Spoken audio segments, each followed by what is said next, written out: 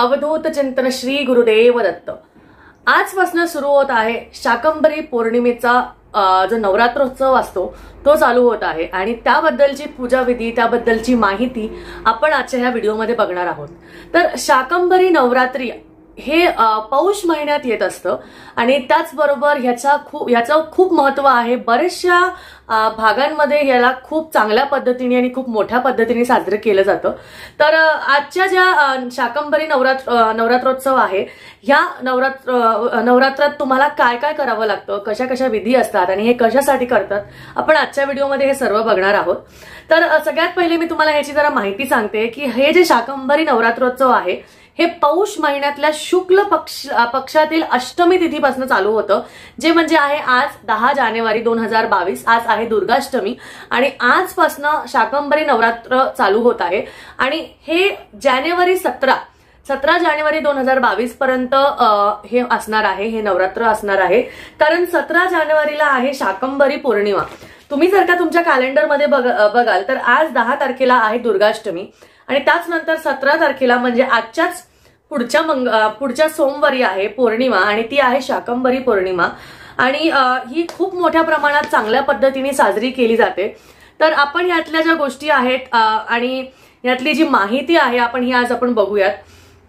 तर जसं मी तुम्हाला सांगितलं की ही शुक्ल पक्षातली अष्टमी तिथीपासून ही जी आहे हे नवरात्र चालू होतं आणि यावेळेस ही 10 जानेवारी पासून तर 17 जानेवारी पर्यंतचे हे नवरात्र आहे, म्हणजे 9 दिवस आहे। याला शाकंभरी नवरात्रोत्सव असंही म्हणतात कारण हे 9 दिवस पूर्ण एक आपले जे नवरात्रीचे 9 दिवस असतात, रामनवमीच्या वेळेस नवरात्र असतात, त्यावेळेस जसे नवरात्र साजरे केले जातात तसेच हेही नवरात्र साजरे केले जातात। त्याच नंतर ह्या दिवशी माता शाकंभरी ची जयंती साजरी केली जाते आणि बऱ्याचशा परिसरात शाकंभरी देवीची मोठी जत्रा काढण्यात येते आणि त्यानुसार खूप भल्या मोठ्या प्रमाणात ह्याची जी आहे ही लोक पूजा करतात, त्याच्यामध्ये लोक म्हणजे मिरवणूक काढतात, बऱ्याचशा गोष्टी असतात। तर नक्की आपण आज बघूया। बऱ्याचशा लोकांना माहिती सुद्धा नाहीये की शाकंभरी देवी ही जी आपली तुळजाभवानी माता आहे ह्यातलाच एक आपण म्हणतो अवतार आहे आणि त्या आपण म्हणतो नवरात्रीचे आपण 9 दिवस जे करतो त्यातलाच एक अवतार हा शाकंभरी देवीचा अवतार आहे आणि त्यातमध्ये तुम्हाला याची परिपूर्ण माहिती जर का हवी असेल तर ती तुम्हाला मी आता सांगते। शाकंभरी देवी ही भाजीची देवी असल्याने असं म्हटलं जातं आणि देवी शाकंभरी हे माता पार्वतीचे रूप आहे। तिला अनेक नावे आहेत आणि माता शाकंभरीला देवी वनशंकरी सुद्धा म्हणलं जातं आणि शताक्षी असेही म्हणतात। त्यानंतर देवी भागवत महापुराणात शाकंभरी मातेचे वर्णन देवी दुर्गेचे रूप असे सुद्धा केलेले आहेत। पुराणानुसार देवी पार्वतीने प्रभू शंकराला मिळवण्यासाठी कठोर तपश्चर्या केली आणि देवीने अन्न आणि पाणी सोडून दिले होते आणि जगण्यासाठी फक्त पालेभाज्यांचा सेवन केला, म्हणून तिला शाकंभरी असे नाव पडले आहे। म्हणजे शाकंभरी म्हणजे सगळं परिपूर्ण तुमचं अन्न म्हणजे फलाहार किंवा तुम्ही म्हणू शकता फक्त म्हणजे अन्नाला, पालेभाज्यांना किंवा पाला पोचाळा आपण म्हणतो त्याला जास्ती महत्व दिला जातो शाकंभरी देवीच्या ह्या नवरात्रोत्सवाच्या दिवशी। त्यानंतर जेव्हा पृथ्वीवर 100 वर्षे पाऊस पडला नाही, आता अजून एक ह्याची माहिती अशी आहे की दुसऱ्या आख्यानुसार पृथ्वीवर जेव्हा 100 वर्ष पाऊस पडला नाही तेव्हा मानवाचे दुःख पाहून ऋषींनी मातेची प्रार्थना केली। म्हणजे 100 वर्ष पाऊस पडला नव्हता, त्यामुळे कुठल्याही प्रकारचं अन्नधान्य नव्हतं, लोकांना फार पीडा होऊ लागल्या, बरेचसे त्रास होऊ लागले।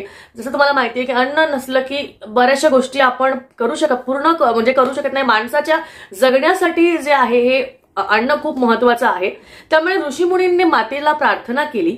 मग शाकंभरीच्या रूपाने मातेने आपल्या शरीरातून जन्माला आलेल्या वनौषधीमधूनच विश्वाचे पालन पोषण केले। म्हणजे त्यातनं जे वनौषधी आल्या त्याच्यातनं विश्वाचे सगळ्यांचे पालन पोषण केले। जे 100 वर्ष पाऊस पडला नव्हता आणि त्यामुळे कुठलेच प्रकारचे तुम्ही म्हणू शकता झाडं वगैरे जगले नव्हते, सगळ्या गोष्टी जेव्हा त्या झाल्या होत्या तेव्हाची गोष्ट आहे।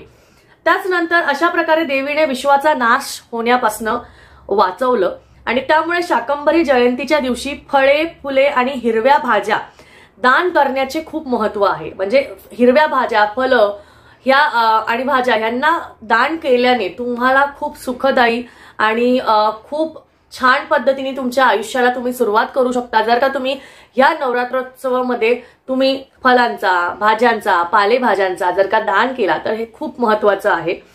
त्याचबरोबर ह्याची आता पूजाविधी आपण बघूया की ह्याला नक्की ह्याची पूजा वगैरे कशी करतो आपण. तर पौष महिन्याच्या अष्टमी तिथीला आपल्याला सकाळी उठून स्नान करायचे आहे. प्रथम आपल्याला गणेशाची वंदना करायची आहे, त्यांची आराधना, नंतर माता शाकंभरीचे ध्यान करायचे आहे. त्यानंतर लाकडी पाटावर लाल कपडा घालून आईची मूर्ती किंवा फोटो ठेवला तरी चालेल. आता इथे तुम्ही म्हणाल शाकंभरी देवीचा फोटो जर का नसला तर तुम्ही काय करावं, तर तुम्ही पार्वती मातेचा, तुम्ही दुर्गेचा कुठलाही फोटो इथे ठेवला तरी चालू शकतो, कारण ते त्यांच्याच अवतारातल्या आहेत. त्यानंतर ताजी फळे आणि भाज्या पूजेभोवती तुम्ही तिथे ठेवायलाच हवी, चारी बाजूनी तुम्ही ते तिथे ठेवायला हवं. त्यानंतर गंगाजल शिंपडून देवीची पूजा करावी. त्या सगळ्या गोष्टी करायच्या आधी तुम्ही गोमित्राने तुमचं घर पावित्र करून घ्यावं. प्रसादासाठी तुम्ही खीरपुरी, फळे, वनस्पती, भाज्या, खडीसाखर, मिठाई, मेवा ह्याचा नैवेद्य तुम्ही दाखवू शकता. ह्यामध्ये असं काही नाहीये की तुम्ही नवरात्राचे उपवास करू शकतात. बरेचसे जण करतात सुद्धा, पण उठता बसता असतात, काही काहींचे 9 दिवसाचे असतात आणि काही काही जण उपवास नाही करत पण रोजची पूजा असते. अशा प्रकारे तुम्हाला ही पूजा करायची असते. देवीला पवित्र अन्न अर्पण करा आणि तिची आरती करा. तर चातुर्मासाचं एक पुस्तक असतं, त्या पुस्तकामध्ये तुम्हाला देवीची आरती मिळते. तुम्हाला जर का शाकंभरी देवीची आरती जर का नाही भेटली तर तुम्ही आपल्या देवीची जी आहे आरती, दुर्गे दुर्गटवारी, ती वाली जी आरती आहे ती आरती सुद्धा तुम्ही म्हणू शकता. आणि तुम्ही देवीचे स्तोत्र वाचू शकता, देवीचं पाठ करू शकता, या आपण श्रीसुक्ताचा पाठ करू शकता. आपण ह्या प्रकारे देवीची जी सेवा आहे, जी प्रार्थना आहे ती आपण इथे करू शकतो. आता हे नवरात्रोत्सवात हे पूजाविधी, हे उपवास, हे सगळ्या गोष्टी आपण का कराव्या, तर ह्याचे फळ आपल्याला काय मिळणार आहे. तर जो भक्त मातेची पूजा मनोभावाने आणि ध्यान करून, जप करून, मातेचा जप करून आराधना करतो त्याला लवकरच अन्न, पान आणि अमृत स्वरूपात अक्षय फळ प्राप्त होते. म्हणजे कधीच तुमच्या घरात अन्नधान्याची कमी होत नाही, भरभराट असते तुमच्याकडे घराची अन्नधान्याची. आणि त्याच प्रकारे तुम्ही जर का देवीची भक्तिभावाने पूजा केली तर तुमच्या सर्व मनोकामना पूर्ण होतात. आणि त्याचबरोबर तुम्ही तुमच्या घरात भरभराट बघू शकता आणि अशाच देवीचा वास तुम्ही तुमच्या घरात बघू शकता. कारण शाकंभरी देवी ही अन्नाची देवी आहे, त्यामुळे तुम्हाला कधीच तुमच्या घरात कुठल्याही प्रकारची अन्नधान्यामध्ये किंवा फळेभाज्यांमध्ये कधीच तुम्हाला कमतरता जाणवणार नाही. आणि त्यानुसार देवी तुमच्या घरात वास करेल आणि देवी तुमच्या सदैव पाठीमागे राहील. तर ह्या प्रकारे शाकंभरी देवीचा आपण प्रार्थना करू शकतो. ह्या प्रकारे शाकंभरी देवीची आपण त्यांचे पाठ करू शकतो, ध्यान करू शकतो, प्रार्थना करू शकतो. आणि जी पूजाविधी आहे तुम्हाला मी सांगितली अशा प्रकारे तुम्ही 9 दिवसाची पूजा मांडून सुद्धा रोजचा पाठ केला, दुर्गा सप्तशतीचा पाठ केला तरीही चालेल. कारण ह्यामध्ये देवीला जास्त म्हणजे तुम्ही त्यांचं ध्यान करताय, तुम्ही त्यांचं नामस्मरण करताय, हे खूप महत्वाचं. कारण तुळजाभवानी माता ही आपली जी कुलस्वामिनी माता असते, आपली कुलदेवी असते, त्यामुळे तिचा जेवढं तुम्ही नामस्मरण कराल तेवढं तुमच्यासाठी हे खूखूप लाभदायक आहे आणि तुमच्या घरात भरभराट यांनी नक्कीच होणार आहे. तर तुम्हाला जर का आजचा व्हिडिओ माझा हा नक्कीच आवडला असेल तर तुम्ही शाकंभरी देवीच्या बद्दल अजून काही माहिती म्हणजे ह्या नवरात्रोत्सवाच्या बद्दल अजून काही माहिती हवी असेल तर तुम्ही मला नक्कीच खाली कमेंटमध्ये विचारू शकता. त्याचबरोबर तुम्हाला आजच्या व्हिडिओमधील माहिती जर का तुम्हाला व्यवस्थित वाटली असेल आणि तुम्हाला अजून काही माहिती असेल तर तुम्ही नक्कीच मला खाली लिहून सांगू शकता. त्याचबरोबर अशीच माझी व्हिडिओ बघण्यासाठी, अजून तुम्हाला माहिती घेण्यासाठी तुम्ही नक्कीच पुढचे व्हिडिओ बघत राहा आणि सबस्क्राईब केल्याशिवाय, बेलवर क्लिक केल्याशिवाय जाऊ नका. भेटूया अजून एक पुढच्या व्हिडिओमध्ये. तोपर्यंत श्री स्वामी समर्थ.